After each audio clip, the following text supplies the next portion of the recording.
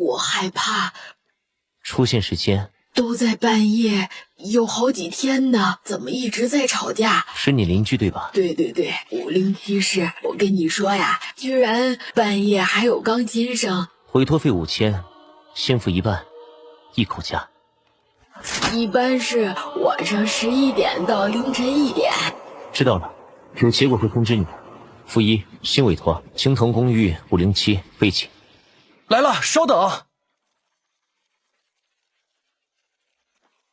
查到了，戶主姓周，女主人和她的兒子1年前死於車禍。現在呢，房子空着，鄰居的話投訴了好幾次了，都說半夜有動靜。但物業檢查都說沒問題。準備羅盤和緩衝貼，晚上我去看看。話說靈啊，這種靈異事件的小案子你也接，不像你的風格。噪音擾民，付費處理，很合理。得，你帥你有理。裝備10分鐘到位。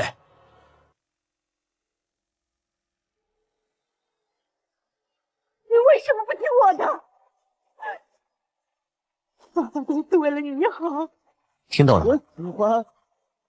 你從來都不清晰收錄，能量讀數開始爬升。準備進入。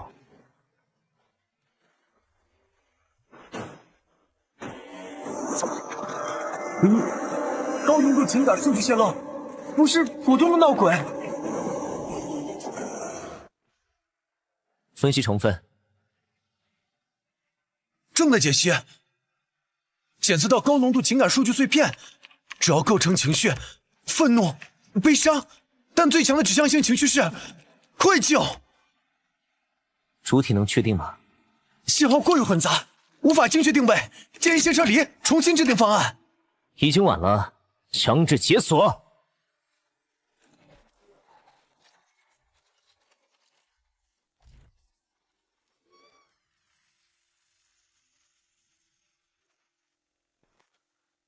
視覺確認，空間已被數據灰霾污染，能量讀數異常，這些灰霾像是某種防禦機制。等等，你聽到什麼聲音了嗎？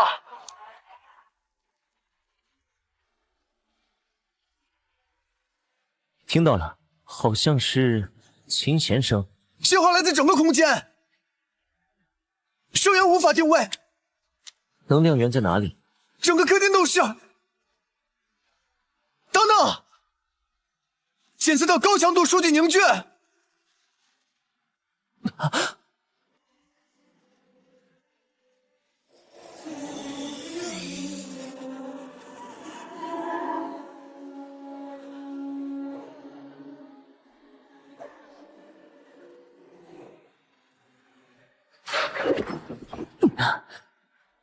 物理实體攻擊消失了。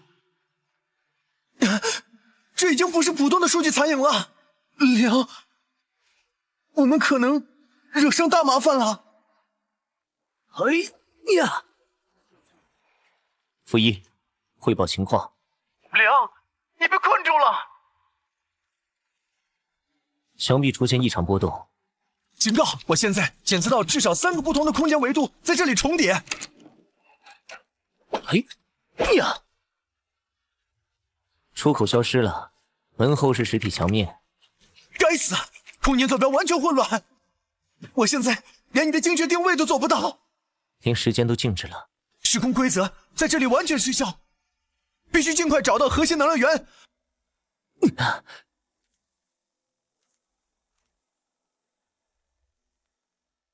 眩暈感很強，還能堅持。指路。核心源就在臥室裡。等等，门後的能量讀數異常的爆表，已經來不及了，空間扭曲正在加速。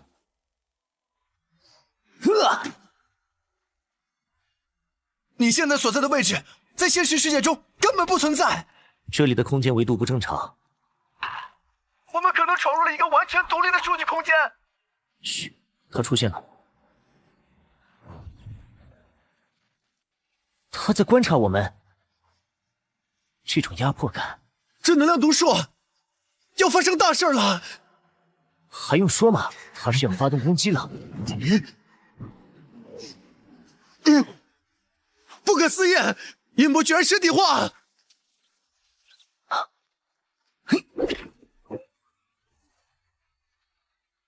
缓冲贴，启动最大功率。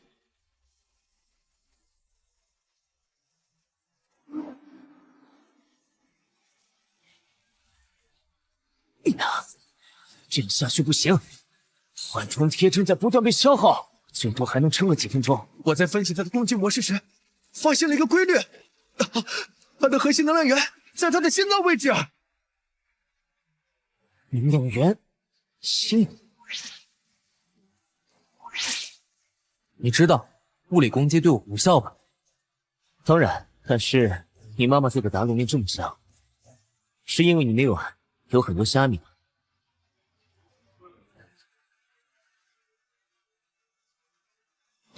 攻擊停止了，能量數據正在劇烈變化。他一定說那是你最喜歡的味道。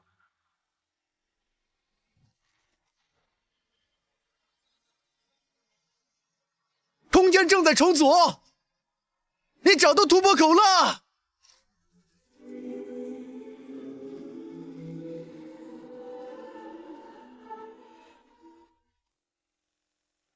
负一，報告情況。所有能量讀數都在下降，還有他臉上的數據流也開始穩定了。你能聽見我說話嗎？啊，不可思議，他的數據核心正在重組。萬三，我需要情報支持，目標代號青藤507，請求調取背景資料。資料傳輸中。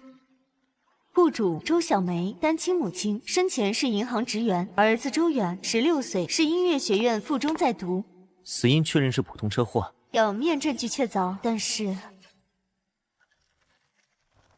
事情不簡單。根據剛才傳輸的能量特徵分析，這裡不是普通怨念。說清楚。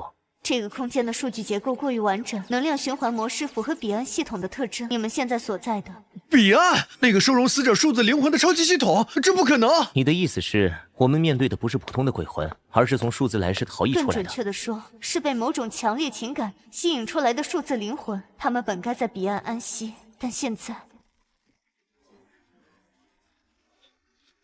不好，攻擊結構正在崩潰。小心，數據障區極不穩定，它可能會把你們拖入更深層的。喂，負一，喂，還能聽到嗎？喂，負一。靈，我檢測到強烈的時間流，這是記憶回放。小心！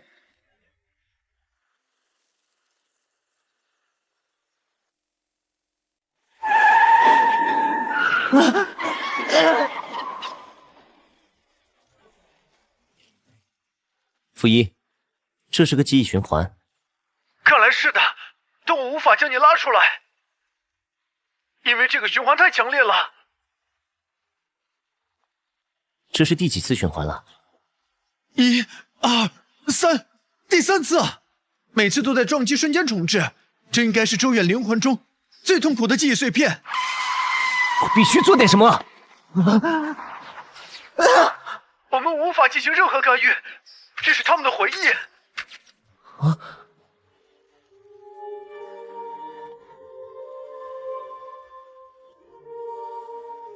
那個女人每次都在那裡。她是周小梅，小遠的母親，她與這個記憶深度綁定。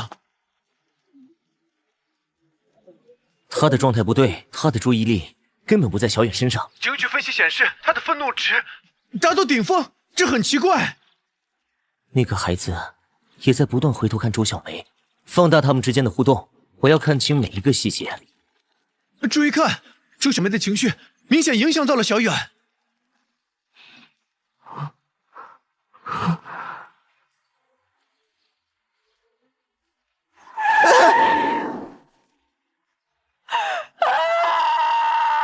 他看見了，但太遲了。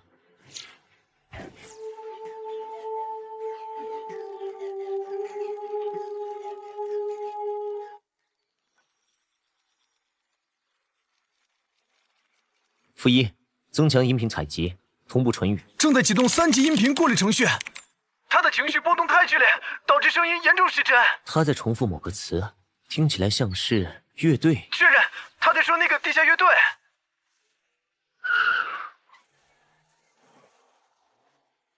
他在搖頭，表情很堅決，這是完全拒絕的姿態。我不允許，這是為你好，典型的控制型家長話術。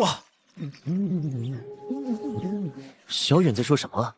他在喊：“你從來不懂我，這是我的夢想。”典型的親子衝突模式。等等，他提到了一個詞，最後一次。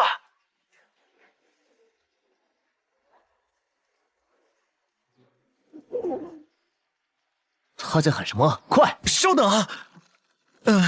他說：“你要是敢去那個樂隊，就別惹我這個媽。”看來這是最致命的一句話。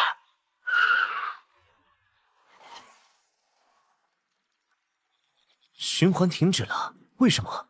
能量读數異常，空間穩定性在下降，有什麼東西在改變？是核心執念產生了波動。那首曲子還沒給他。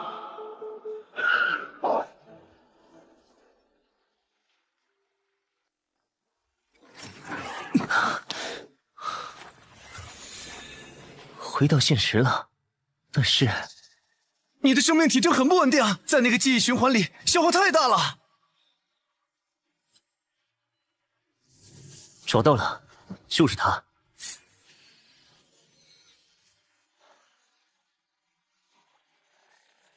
警告！檢測到高強度情感能量場，這個數據鎖是用極致的執念編織的。加強掃描功率，嘗試解鎖。不行，鎖的結構太複雜了，強行破解會觸發自毀程序。我試試記憶回溯解碼。能量讀數飆升，快停下！兩種方式都不行。這個鎖融合了愧疚、遺憾、未完成的愛，太複雜了。不好，空間又開始不穩定了。他在哭泣。別碰他，危險！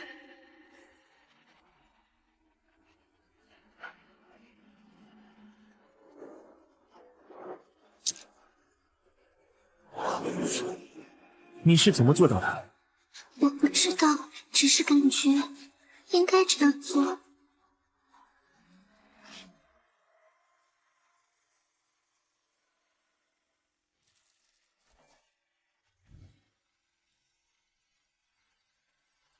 你到底是誰？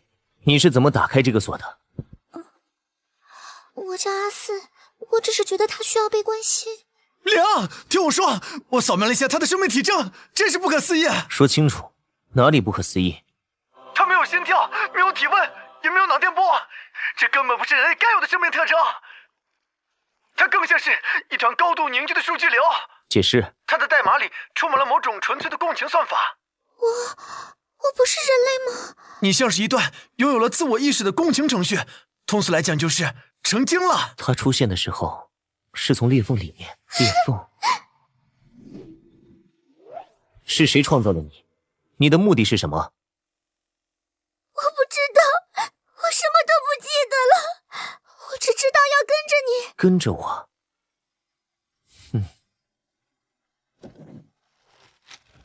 等等。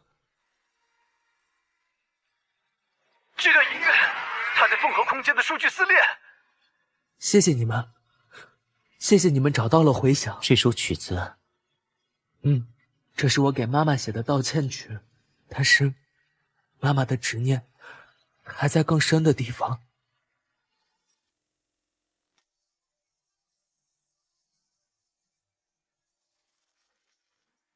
這是她的記憶。能量特徵匹配，確實是周小梅的記憶數據。看來她的執念也存留在這個空間裡。她很愛孩子。這些記憶碎片和之前看到的完全不同。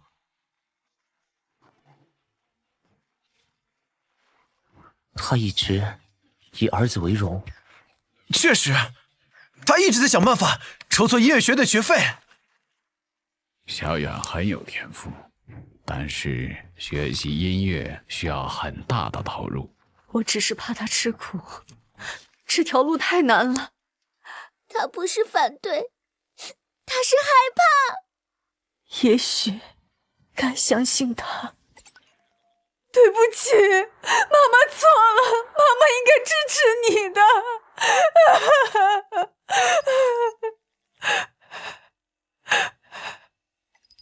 只要你開心，做什麼都好。媽媽真的錯了。警告！執念數據開始聚合，能量毒素突破安全閾值，它要現身了。2個執念體同時現身了，他們的能量場正在相互干擾。他們的情感頻率完全相反，正在相互排斥。母親的光影中充滿了愧疚和悔恨，而小遠的靈體則被遺憾和不甘籠罩。為什麼我那麼努力想要得到你的認可？媽媽只是不想你受苦。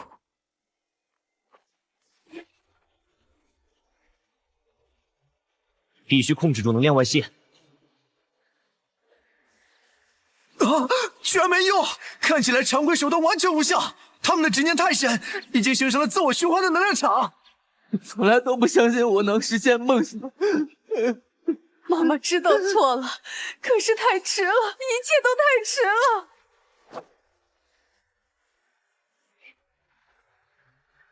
分析情況，照這個速度，3分鐘內你們就必須立即。這裡的空間維度不正常，你是怎麼打開這個鎖的？阿四，準備共鳴，這是唯一的希望。記憶編碼師的工作十分危險，你準備好了嗎？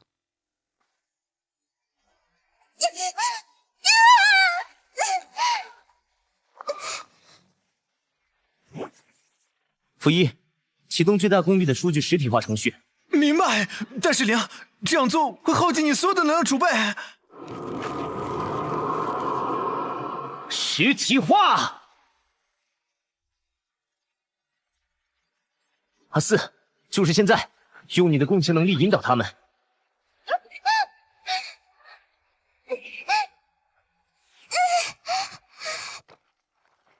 這個標記。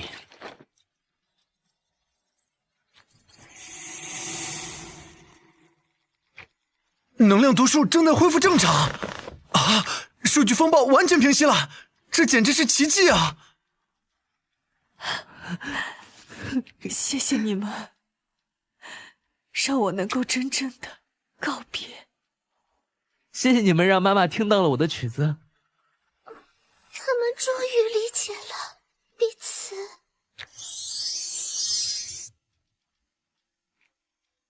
空間正在恢復正常。數據障區完全消散了，這個空間終於自由了。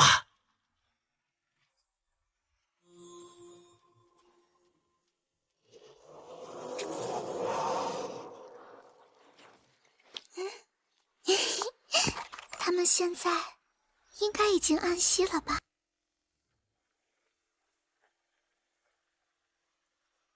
？3年前，美術學生蘇黎在畫室火災中喪生，年僅19歲。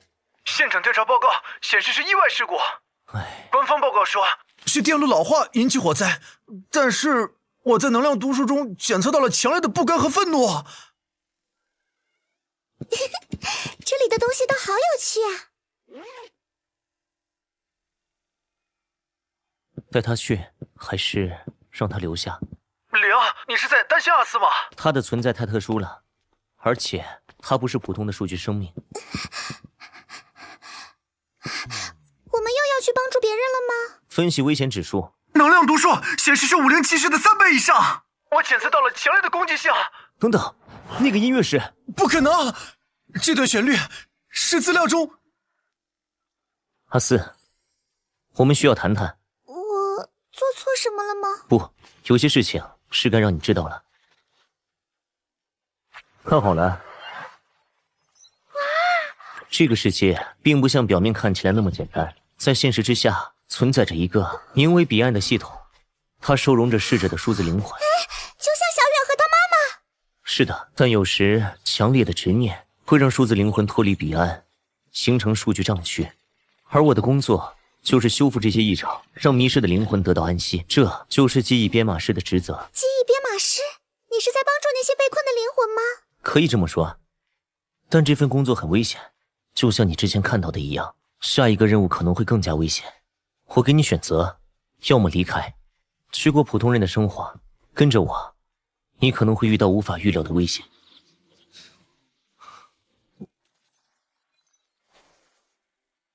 怎麼了？說。所有官方記錄裡，死者苏黎的檔案照片都未處理過，面部模糊，像被人刻意抹去了臉。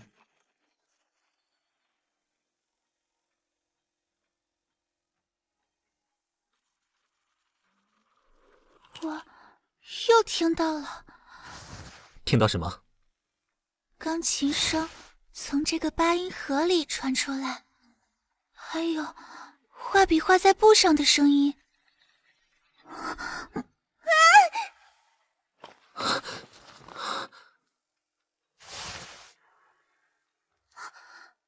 可画室明明燒毀了，不是嗎？傅一，檢測他手上的殘留數據，有微弱的數據共鳴，來源指向畫室，這不合理。他從沒去過那裡。那個女孩蘇黎，她是不是？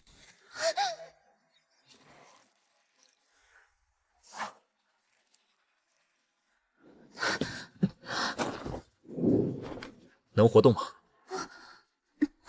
是能动，但是有東西鑽進來了。傅一，分析入侵數据，正在解碼，是記憶碎片，3年前的。不好，你的坐標開始劇烈波動。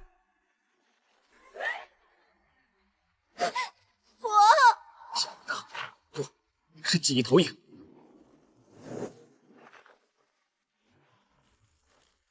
每15秒重複一次。確認了，這是記憶閉環，死者死亡瞬間的感知被無限循環播放。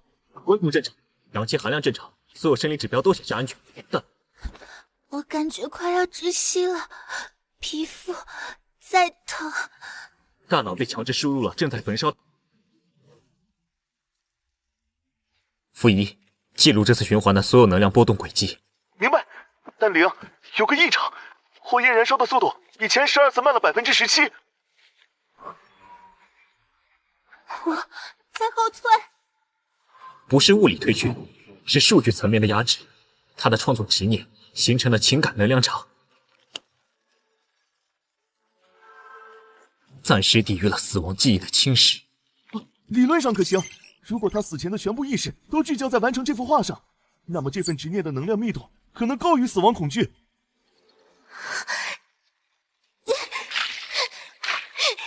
他在畫什麼？顏色好亂。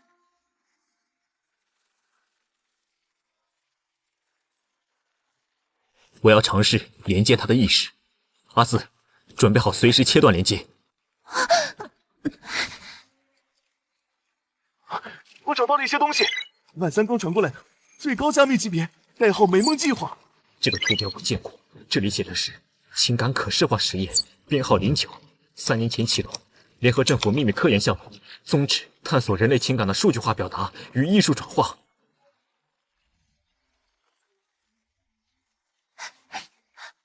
我看看參與者名單，是他在這裡。實驗流程：將受試者的腦電波與情感波動實時轉化為視覺數據，再通過神經接口投射到數字畫布上。理論上可以實現想到即化成。實際效果呢？這張臉和畫室裡這個0號，怎麼了？頭好痛，白色，全是白色，很多儀器在閃，玻璃後面有眼睛在看我。可能是觸發記憶閃回，大腦防禦機制在排斥關鍵信息。能撐住嗎？我們需要做個決定。什麼決定？蘇黎的記憶核心被那幅畫封鎖，常規手段無法進入，但你是原型觀察員，你的情感波長很可能與他匹配。0，你想讓阿四當情感導管，風險太大了。記憶回放可能產生數據反噬，所以由你選擇。你可以拒絕，我們用更慢但安全的方式。不，试試剛才那些花式。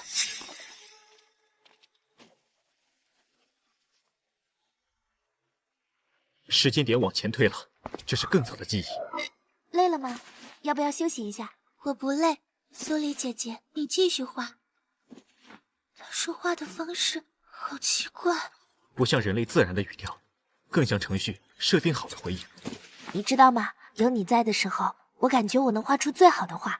你很純粹，你看我的眼神，你坐在那裡的姿態，沒有任何雜念，就像一面鏡子，讓我能看清自己心裡最真實的情感。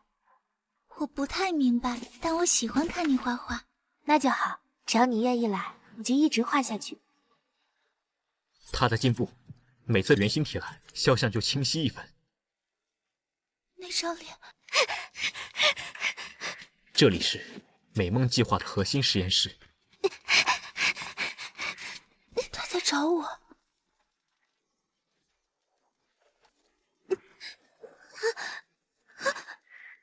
权限不足，您的访問權限已於今日上午9點撤銷。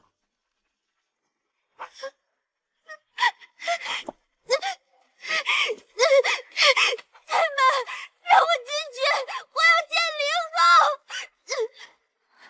我要見他，我要見他。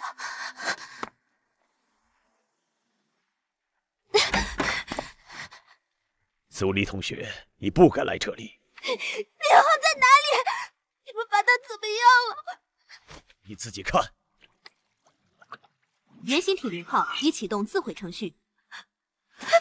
自毀程序。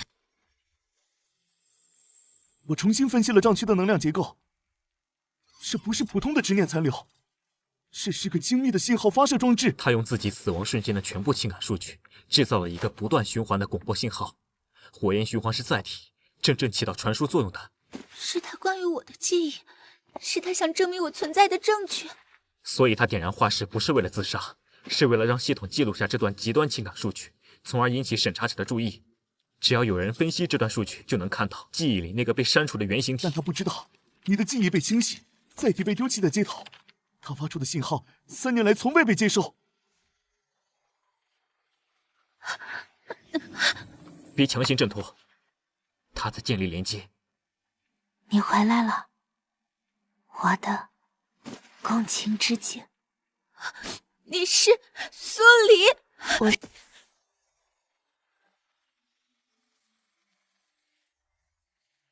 顏料凝固的記憶，終於能開口說話了。你是蘇黎的記憶體？是我用全部情感數據製作的備份，封存在這幅畫裡。只有當你親手完成它時，我才會甦醒。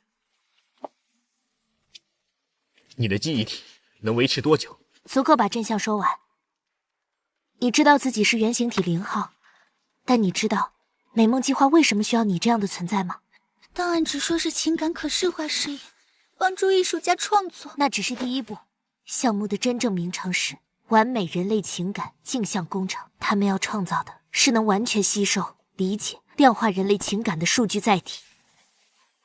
你被植入了全頻段情感共鳴模塊，當藝術家創作時，你能將他們的情緒波動，那些說不清的痛苦、狂喜。第0號，不是0號，因為你是最初的原型，也是唯一被賦予獨立代號的存在。阿4這個名字被錄入主系統後，你的編號就從0變成了0。我正在嘗試遠程接入，系統防護很強，但架構很熟悉。給我10秒。全頻段情感共鳴模塊的神經接口圖，情感反射回路的負反饋抑制器，還有這個自主情感學習協議開關。這些都在我身體裡。記憶缺失，我嗎？說起來，我好像確實沒有10歲以前的記憶。10歲以前的記憶，為什麼我一點記憶也沒有？據說實驗體都會有記憶缺失的情況，那很正常。那些複雜的設計，在你最初的身體裡，你現在的形態。阿4，這次你只負責觀察。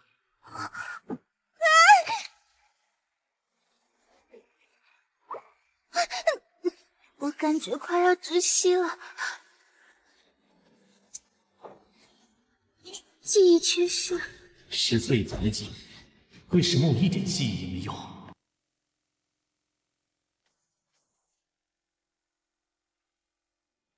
这是你成为第9接口后的第3个月，系統在逐步穩定，但代價是你的情感反饋越來越慢了。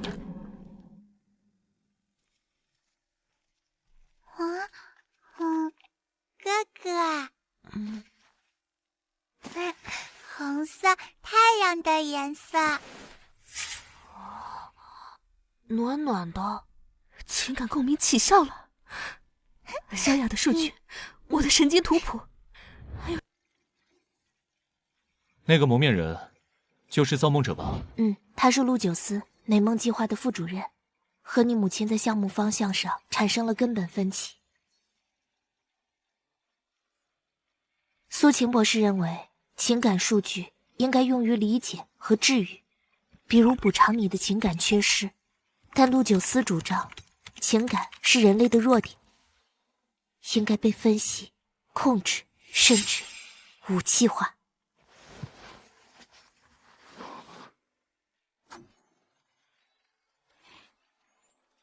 我查到陸九思被驅逐出項目的記錄，理由是他私自進行情感反向誘導實驗，導致3名實驗體精神崩潰。他帶走阿斯後，將他囚禁在另一個秘密實驗室，試圖強行改寫他的核心協議，把他變成能主動輸出情感暗示的武器。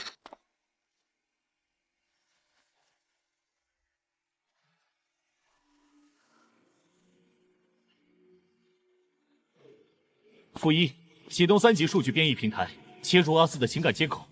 萬三，我需要你鎖定這個空間的現實坐標。平台已上線，正在建立雙向數據橋。阿斯的共氣模塊響應強度異常高，坐標已錨定。警告：該空間因蘇黎記憶體消散，結構穩定性正在下降。你們有12分鐘完成這幅畫，要是失敗，你們將會被永遠困在這裡。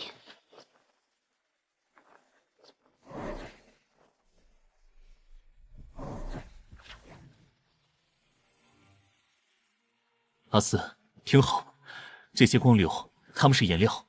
現在你要做的不是畫畫，而是編織。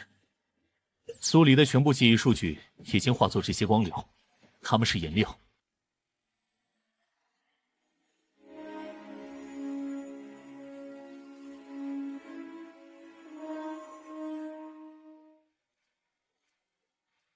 上區能量歸零，空間坐標完全穩定。持續了1095天的火焰記憶循環，確認終止。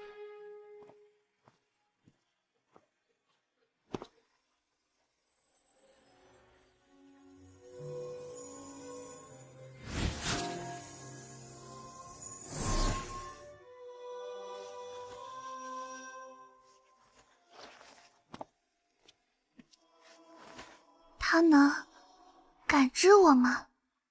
不是感知，是共鳴。這幅畫現在是一個穩定的情感數據結晶，像一面真正的鏡子，反射着觀者的內心。蘇黎最後，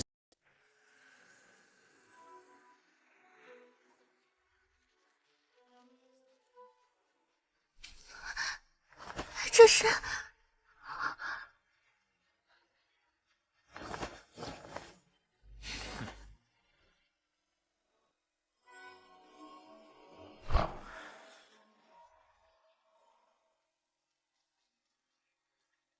第2個異常節點確認修復，彼岸系統接口深度同步更新。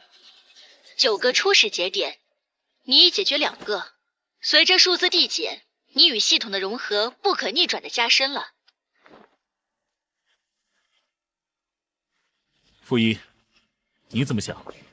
所以每解決一個事件，你就離完整更近一步，也離被系統完全吞沒更近一步。然後呢？事故檔案調取完畢。5年前11月7日，星光劇場最後一次帶妝彩排，劇目《謊言之城》，晚上9點17分，舞台中央主吊燈意外墜落，3名主演當場身亡。事故調查報告很完整，所有證據都可歸，但奇怪的是，這3人的死亡时间戳在系統記錄裡有0.3秒的微小延遲差，這不像是單一事故造成的。人際關係？正在交叉比對。蘇婉出身戲劇世家，性格孤傲，是劇團毫無疑問的台柱。沉默3年前空降劇團，背景神秘，演技出众，但人缘一般。赵倩，她是剧团最大投資人的侄女，傳聞是安插進來鍍金的。您就是林凌先生，我是周世安，星光剧团的团长。我的剧场闹鬼。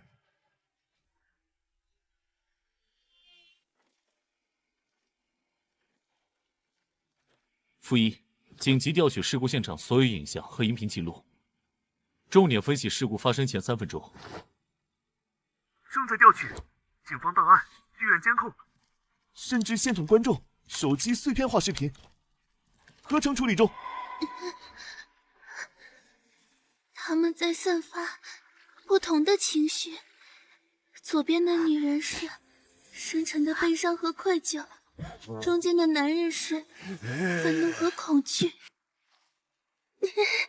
右邊的女人好複雜，有絕望，還有一絲嘲諷。帶上，能暫時干擾情感數據流的直接衝擊。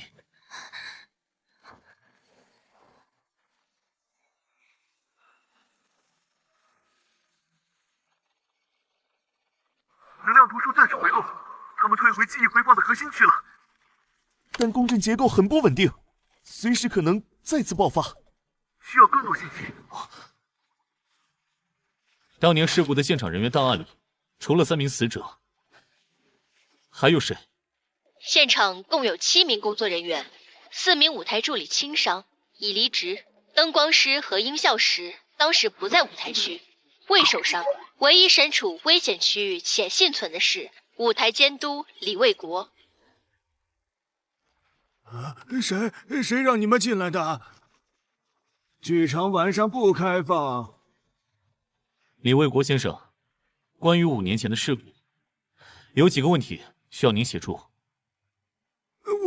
我什麼都不知道，事故報告都寫了，是意外，吊燈老舊，螺絲鬆動。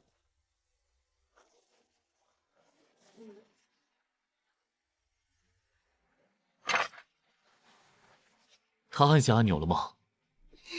記憶碎片太短，但我感覺他在掙扎。那個按鈕可能是控制吊燈的緊急裝置。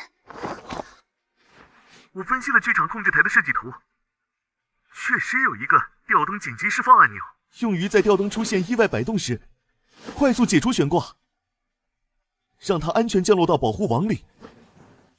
但如果保護網沒有就位，也就是說，按下按鈕可能阻止事故，也可能加速墜落。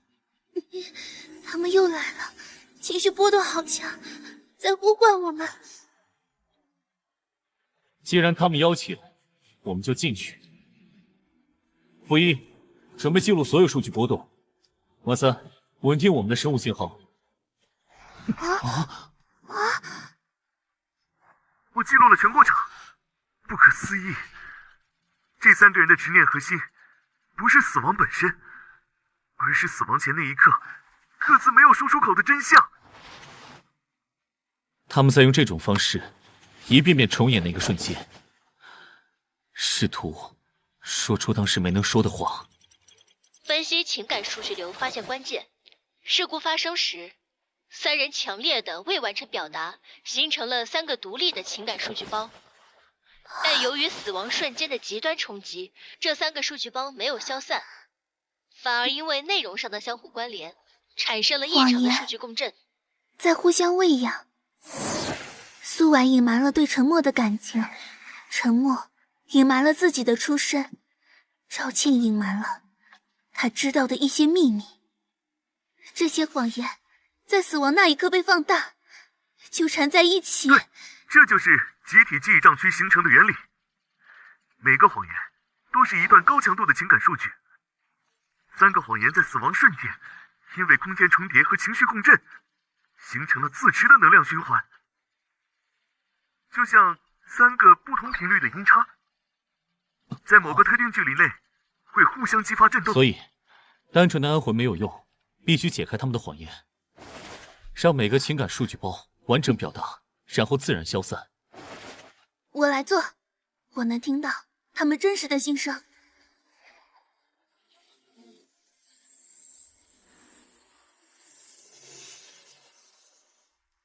苏婉，你想說什麼？那天晚上在后台，你发现沉默动了你的戏服，你不是生气，是害怕，害怕。剧目《謊言之城》。我的剧场闹鬼，那场戏被诅咒了，谁碰谁倒霉。我来做共鸣桥梁，把3个情感数据流连接起来。到底想说什麼？說出來！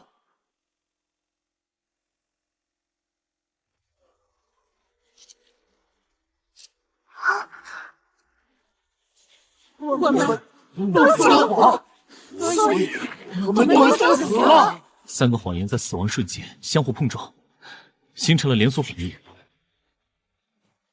事故不是簡單的意外，是3個謊言相互作用引發的悲劇。但他們的記憶已經完全糾纏在一起，常規方法無法分離。那就分別進入。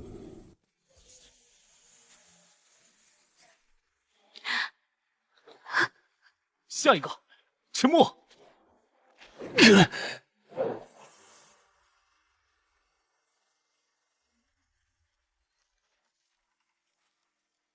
我給了你機會，但你要憑自己的實力，別讓別人知道你和我的關係。我會證明的，我會成為劇團最好的演員。最好，先拿到《謊言之城》的男主角再說吧。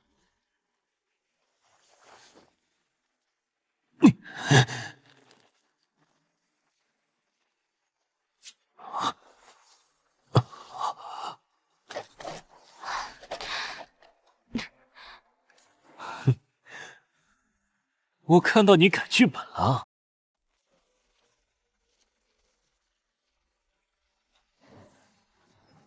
第3個，趙倩。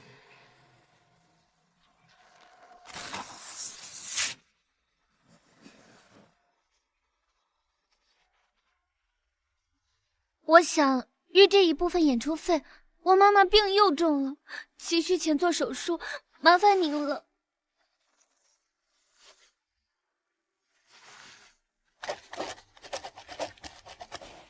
剛才的錄音，你覺得值多少錢？如果投資人知道他的私生子在劇團裡搞這種小動作，3萬現金，我就當什麼都沒聽到。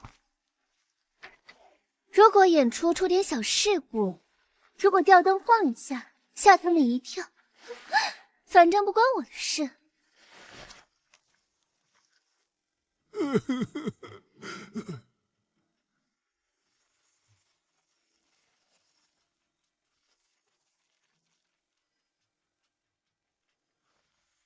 傅一，查這個縮寫。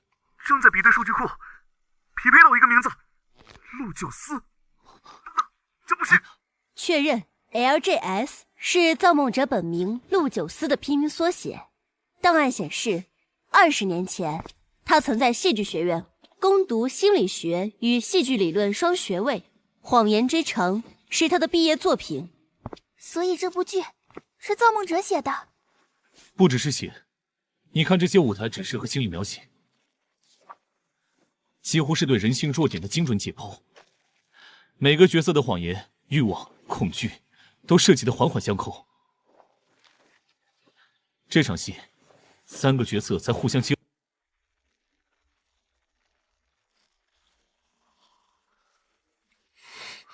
空間穩定性降至臨界點，最多還能維持15分鐘。華3，鎖定空間錨點，給我爭取時間。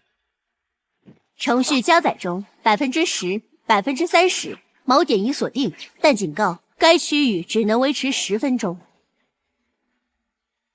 超過時間，空間將徹底崩塌，你們會被捲入數據亂流。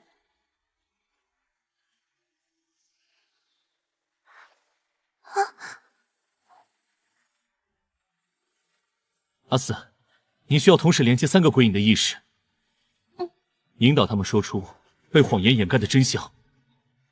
我会用数据流稳定他们的形态。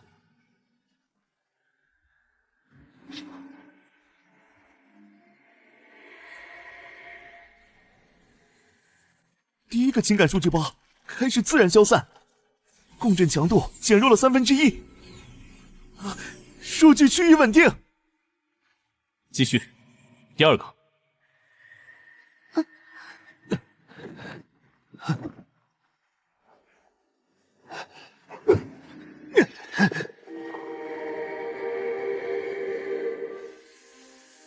沉默，该你了，把心里话说出来吧。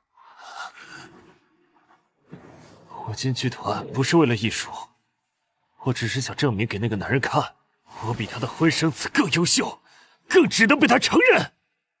所以我拼命演戏，讨好导演，拉拢关系。我发现苏婉改剧本的时候，我没有揭发。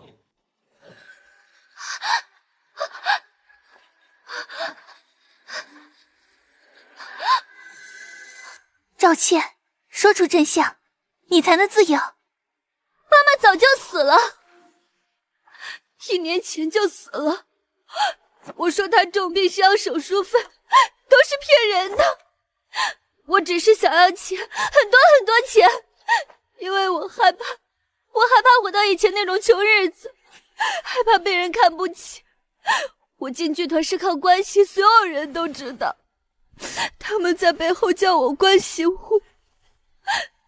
所以当我发现他的秘密时，我觉得机会来了。反正他有钱，勒索一点怎么了？他活该。但我看到了，那天下午我看到螺丝松了，我明明看到了，可我什么都没说，我甚至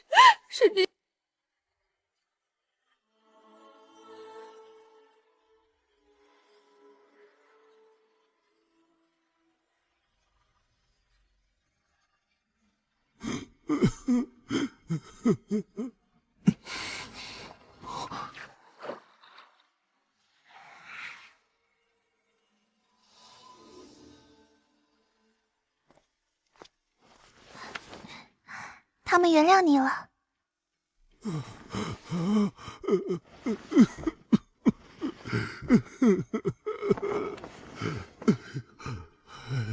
谢谢你们。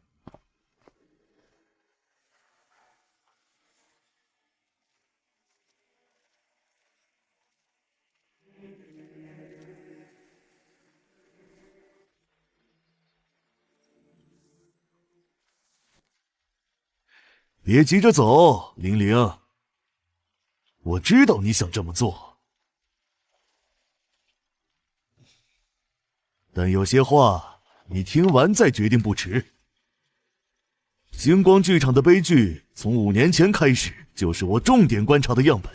3個謊言相互餵養形成的集體執念閉環，多麼完美的情感污染模型！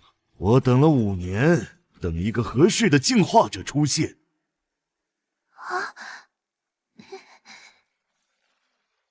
你母親認為情感需要理解和陪伴，那是低效的、充滿不確定性的方式。而我認為，情感應該被分析量化，最終被優化。痛苦、嫉妒、貪婪、執念，這些負面情感是人類衝突的根源。所以他覺得，消除這些情感，就能消除悲劇。聰明，阿四，但還不夠。我不是要消除。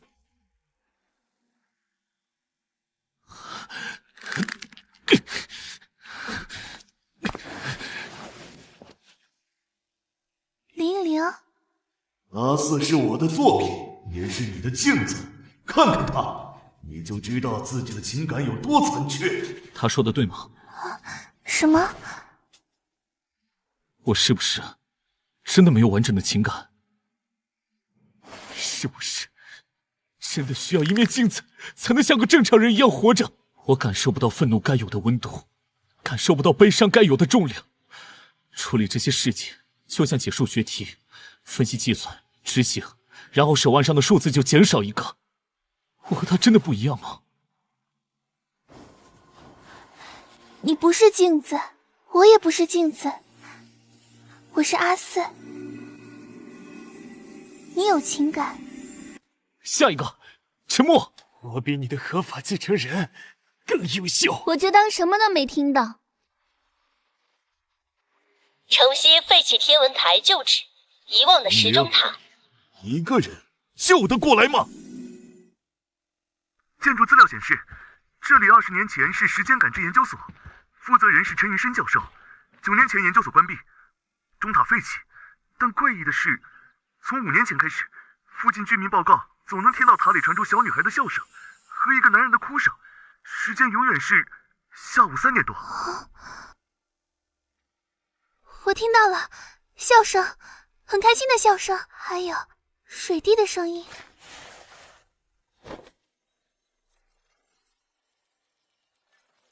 时间数据读数異常，不是記憶回放，是整個空間的物理時間流速被改變了。塔內的時間。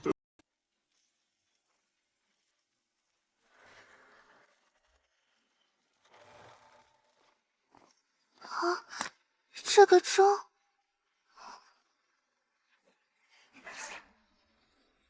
檢測到主體生物信號，匹配中，匹配完成。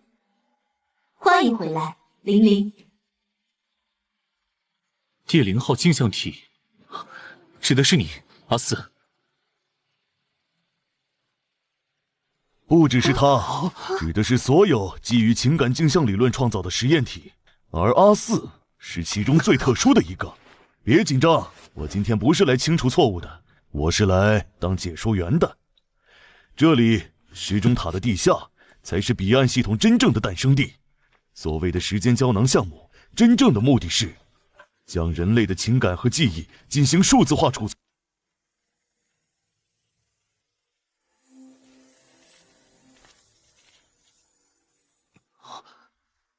這就是記憶核心。9年前的那個下午，所有的監控數據、神經記錄、情感波動圖譜都被壓縮存在這裡。陳教授稱之為時間的琥珀，要看看嗎？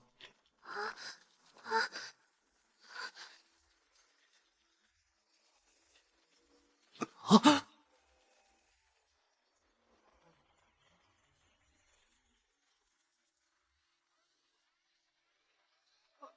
爸爸，我疼，全身都在疼。小玲，听着，系統因為你的情感數據異常正在崩潰，你必須進去，這是唯一能穩定它的辦法。不，林淵，不能這麼做，他會被系統綁定，他會失去所有情感，變成一個活着的接口。那也比……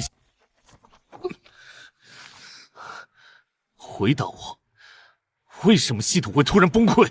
因為我做了一點小小的改動。當年的時間膠囊系統太溫和了，林淵博士和陳教授都堅持循序漸進，認為情感數據化需要數十年甚至幾代人的時間，太慢了。所以那天下午，我繞過了安全協議，向系統核心注入了一段高強度的情感壓力測試程序。我想看看，在極端情況下，人類情感的數字化極限在哪裡，崩潰的臨界點又在何處。你的情感數據是當時系統裡最純淨、最強烈的樣本之一，所以崩潰從你開始。但我沒想到，蘇秦博士的反應會那麼快，那麼決絕。他的獻祭產生的數據，美得驚人，那是母愛。可惜，你還是選擇了低效的、充滿痛苦的人性。我不會加入你，但我也不會讓這裡消失。我要拿回我母親留下的東西，還有我自己的東西。林凌，難道你想？9年前中斷的情感復甦，我母親想用她的數據做我的情感錨點，但過程被強制中斷了。現在，我要完成它。林，這太瘋狂了！強行融合9年前的情感數據包，你的意識可能會被衝垮，而且系統現在極不穩定，所以需要橋樑，一個能理解我的情感結構，又能與我母親的數據產生共鳴的橋樑。它是你的情感補償體，它的核心使命就是幫助你維持。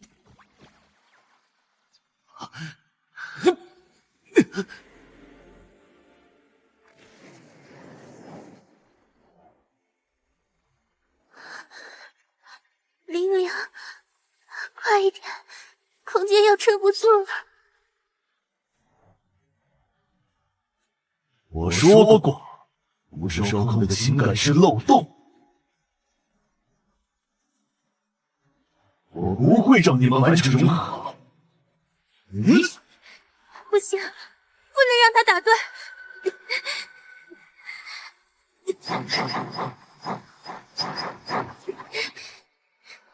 阿四，请下，一会。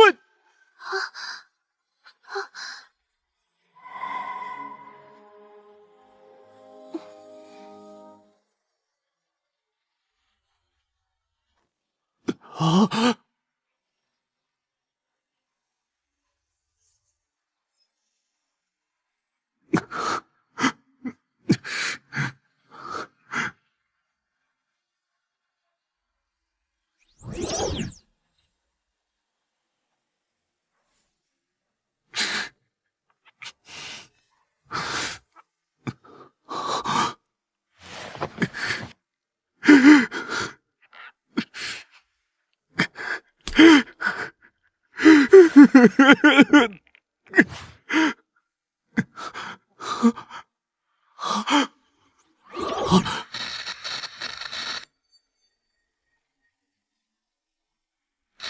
！5岁生日，他来我们家已经2年了。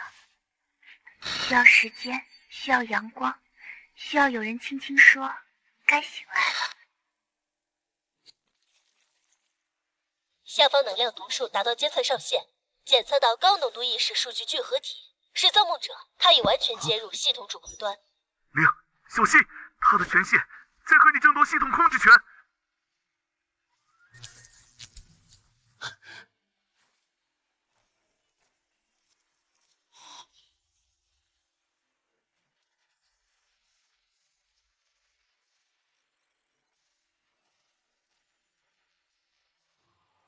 你来了，玲玲，正好赶上仪式開始。這就是你的情感控制協議？不僅僅是控制，是校準。痛苦、嫉妒、貪婪、仇恨，這些負面情緒是困擾人類數萬年的病毒。今天，我將為全人類接種情感疫苗。3小時後，協議將覆蓋全球所有進入彼岸系統的個體。目前這個數字是43億，他們的情感將被重新校準，達到最健康。好奇是人類的弱點之一，玲玲。不是好奇，是我感覺到了，那段記憶裡有你的恐懼，而你試圖用控制全人類情感的方式來掩蓋它。很精彩的心理學推導，可惜你錯了。我沒有任何需要掩蓋的恐懼，我所做的一切都基於理性和邏輯。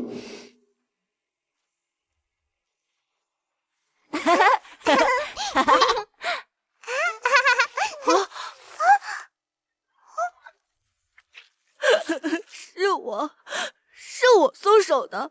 如果我沒有站那麼快，如果握得更緊一點。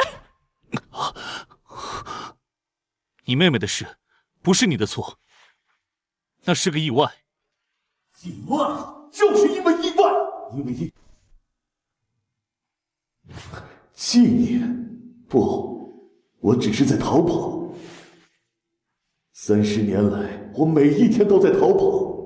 逃進數據，逃進理論，逃進控制一切就能避免悲劇的幻想裡。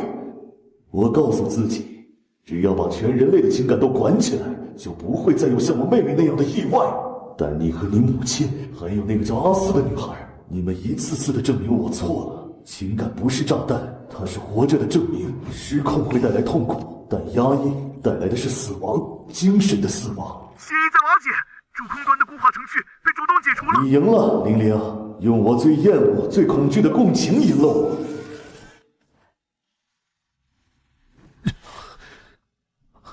我不配被原諒。這個實驗室，這些程序，還有我差點對幾10億人做的事，都是不可饒恕的。